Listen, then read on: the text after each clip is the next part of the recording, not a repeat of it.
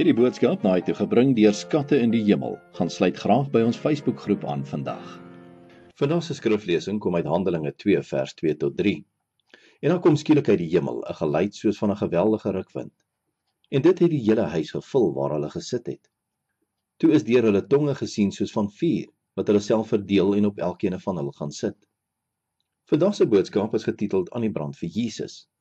Vervul met die Heilige Gees was die apostels nuwe mense. Bekragtig met spesiale gawes om hulle en hulle bediening toe te rus, het hulle begin om wyd te preek en wonderwerke te doen. Duisende mense het tot bekering gekom.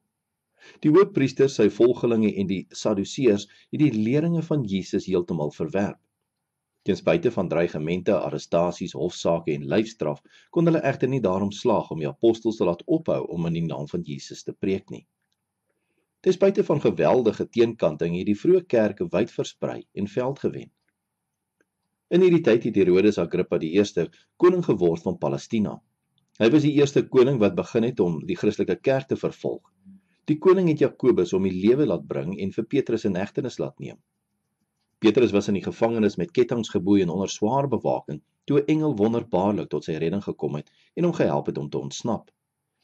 Herodes was woedend en het die wagte laat doodmaak. Herodes het toe besoek ontvang van die mense van Tyrus en Sidon, vir wie hy baie kwaad was. Hulle wou hom tot bedaring bring, want hulle was afhanklik van hom vir hulle lewensmiddels. Hy het ingestem om hulle te spreek. Op 'n bepaalde dag het Herodes sy amptsklere aangetrek, op sy troon gaan sit en hulle toegespreek.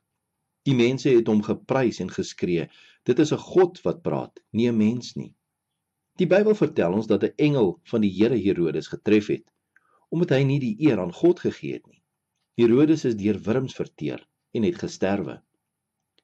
In hierdie volgende versie in die Bybel lees ons, maar die woord van God het verder versprei en veld gewen.